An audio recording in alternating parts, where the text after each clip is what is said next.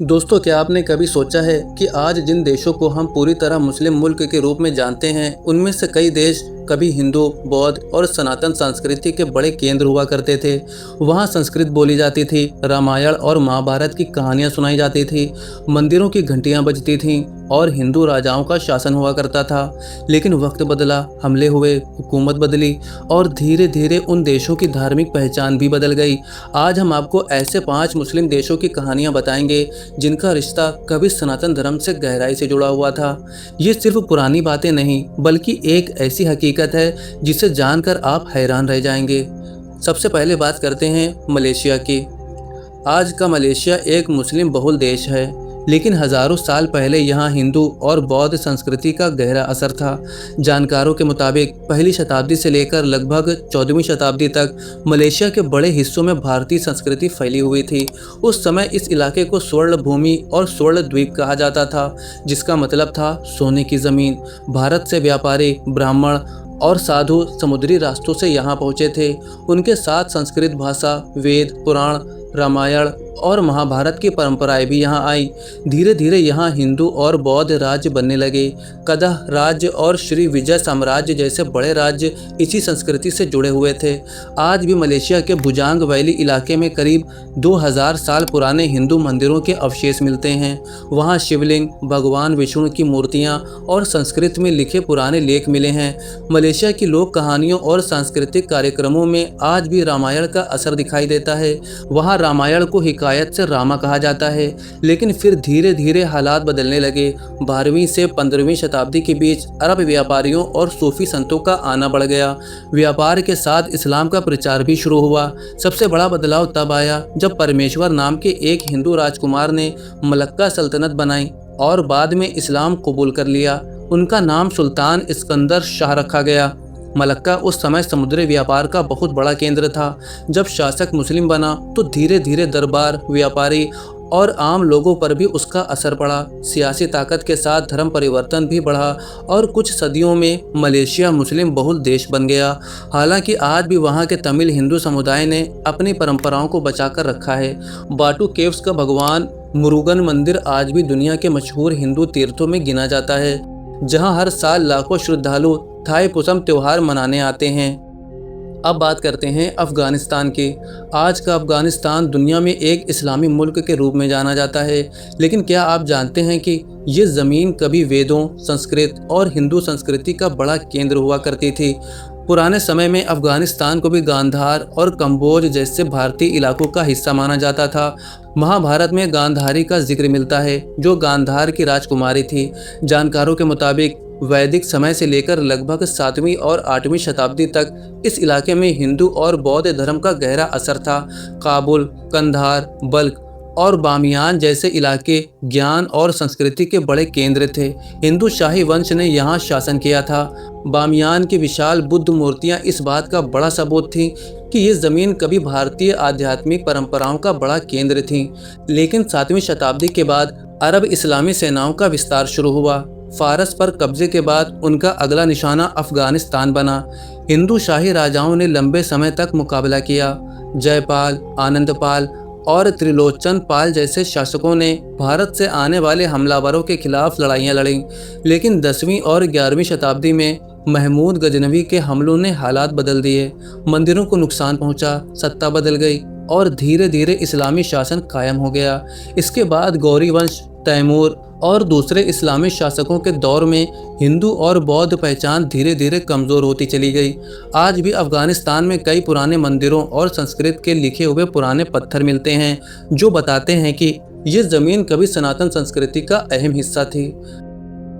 अब चलते हैं इंडोनेशिया की तरफ। आज इंडोनेशिया दुनिया में सबसे ज़्यादा मुस्लिम आबादी वाला देश है, लेकिन कभी यहाँ हिंदू राजाओं की हुकूमत हुआ करती थी।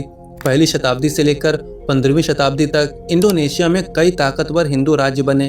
कुतई, तारुमानगर, मातरम, सिंहसारी, और सबसे मशहूर मजापहित साम्राज्य हिंदू संस्कृति से जुड़े हुए थे। इंडोनेशिया का बाली द्वीप आज भी हिंदू बहुल इलाका है, जहां मंदिर, पूजा, हवन और रामायण की परंपरा आज भी मौजूद है। जावा और बाली में रामायण पर आधारित नाटक आज भी किए जाते हैं। इंडोनेशिया की राष्ट्रीय एयरलाइन का नाम रगुड़ा है, जो भगवान विष्णु के वाहन रगुड़ से लिया गया है। लेकिन 12वीं शताब्दी के बाद अरब और फारसी मुस्लिम व्यापारियों का असर बढ़ने लगा।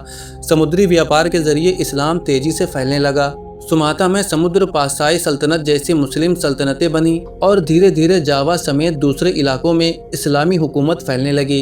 15वीं शताब्दी के आखिर तक ताकतवर मजापहित साम्राज्य कमजोर हो गया और इस्लामी सल्तनतों ने उसकी जगह ले ली। हालांकि बाली ने अपनी हिंदू पहचान को बचाकर रखा और आज भी वहां की संस्कृति भारत से जुड़ी हुई दिखाई देती है।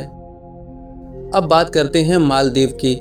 आज मालदीव को लोग एक खूबसूरत घूमने की जगह के रूप में जानते हैं, जहां 88% से ज़्यादा आबादी मुस्लिम है।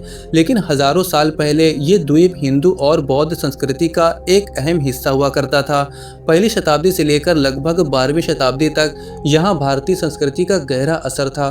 पुरानी खुदाई में यहाँ प्राचीन मूर्तियाँ, स्तूप और मंदिरों के अवशेष मिले हैं। मालदीव की पुरानी भाषा द्विवेही में संस्कृत के कई शब्द आज भी मौजूद हैं, लेकिन 12वीं शताब्दी में यहाँ बड़ा बदलाव आया।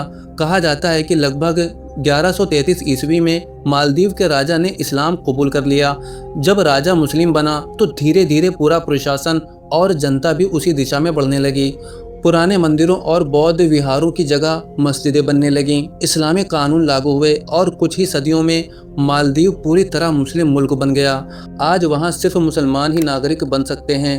ये दिखाता है कि वक्त के साथ वहां की धार्मिक पहचान पूरी तरह बदल गई। अब आखिर में बात करते हैं पाकिस्तान और बांग्लादेश की। आज ये दोनों देश मुस्लिम मुल्क हैं, लेकिन कभी ये इलाका हिंदू संस्कृति और परंपराओं का बड़ा केंद्र हुआ करता था। पाकिस्तान का सिंध, पंजाब और गांधार इलाका और बांग्लादेश का बंगाल क्षेत्र हजारों सालों तक सनातन संस्कृति से जुड़ा रहा। सिंधु घाटी सभ्यता, मोहनजोदड़ो और हड़प्पा जैसी महान पुरानी सभ्यताएं इसी जमीन पर विकसित हुई थीं। बांग्लादेश का बंगाल इलाका पाल, सेन और गुप्त वंशों के शासन में हिंदू और बौद्ध संस्कृति का बड़ा केंद्र था। लेकिन 8वीं शताब्दी में मोहम्मद बिन कासिम ने सिंध पर हमला किया और इस्लामी शासन की शुरुआत हुई। फिर महमूद गजनवी, मोहम्मद गौरी, दिल्ली सल्तनत और मुगल शासन के समय धीरे धीरे वहाँ की धार्मिक स्थिति बदलती चली गई। 1947 में भारत का बंटवारा हुआ और पाकिस्तान बना। बाद में 1971 में पूर्वी पाकिस्तान अलग होकर बांग्लादेश बना। हालांकि आज भी इन दोनों देशों में हिंदू इतिहास की झलक दिखाई देती है। पाकिस्तान में हिंगलाज माता मंदिर, कटासराज मंदिर और शारदा पीठ जैसे पुराने तीर्थ मौजूद हैं। वहीं बांग्लादेश में ढाकेश्वर मंदिर और कई शक्ति पीठ आज भी पुरानी सनातन विरासत की याद दिलाते हैं। यानी ये देश सिर्फ मुस्लिम मुल्क नहीं, बल्कि कभी सनातन संस्कृति से जुड़े हुए इलाके भी रहे हैं। दोस्तों, पुरानी बातें सिर्फ किताबों में बंद कहानियां नहीं होती, बल्कि ये हमारी संस्कृति और पहचान को समझने का एक जरिया होती हैं। इन देशों का अतीत बताता है कि कभी भारतीय संस्कृति और सनातन परंपराओं का असर दुनिया के बड़े हिस्से तक फैला हुआ था। वक्त बदला, हुकूमतें बदली और देशों की पहचान बदल गई, लेकिन आज भी वहाँ की ज़मीन, मंदिरों के खंडहर, संस्कृत के पुराने लेख और लोक कथाएं इस बात की याद दिलाती हैं कि इन इलाकों का रिश्ता कभी सनातन संस्कृति से जुड़ा हुआ था। अब आप इस बारे में क्या सोचते हैं, हमें कमेंट करके ज़रूर बताइएगा। अगर आपको ये जानकारी पसंद आई हो तो वीडियो को लाइक करें, चैनल को सब्सक्राइब करें और इसे ज़्यादा से ज़्यादा शेयर करें, ताकि लोग अपने पुराने दौर के बारे में जान सकें।